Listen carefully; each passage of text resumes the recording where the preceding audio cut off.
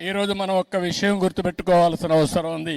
ఆర్య వయస్సులు కూడా ఒక్క నిమిషం మనం ఆలోచించాల్సిన అవసరం ఉంది. నేను చాలా సార్లు చెప్పాను, సమాజంలో కష్టపడి పని చేసేవారు, తెలివితేటలతో పనిచేసేవారు ఆర్య వయస్సులు. నీతి నిజాయితీగా వ్యాపారం చేస్తారు, తెల్లవారు నుంచి సాయంత్రం వరకు దీక్షగా పనిచేస్తారు. అదే సమయంలో సంపాదించిన డబ్బులు, కొంత డబ్బులు ఏదైతే ప్రజల సేవకు ఖర్చు పెట్టే ఏకైక కులం ఆర్య వయస్సులు అని చెప్పి కూడా నేను మీకు తెలియజేస్తున్నా. ఇది ఇప్పుడు వచ్చింది కాదు, వాళ్ళ బ్లడ్ లోనే వచ్చింది, వారసత్వంగా వచ్చింది. ఎక్కడ అవినీతి చేయరు, అవినీతి చేయాలని ధ్యాస లేదు, కష్టపడి సంపాదిస్తారు. అందులో వాళ్లకు తోచిన విధంగా దాన కార్యక్రమాల కోసం, ధర్మ కార్యక్రమాల కోసం వెచ్చించే వ్యక్తులు ఆర్య వయస్సులు అని చెప్పి కూడా నేను మీకు తెలియజేస్తున్నా. వారిని మనస్ఫూర్తిగా అభినందిస్తున్నా. వారు కూడా ఇప్పుడిప్పుడు కొద్దిగా వ్యాపారాలు, పెద్ద వ్యాపారాలు చేస్తున్నారు. కానీ ఒకప్పుడు చిరు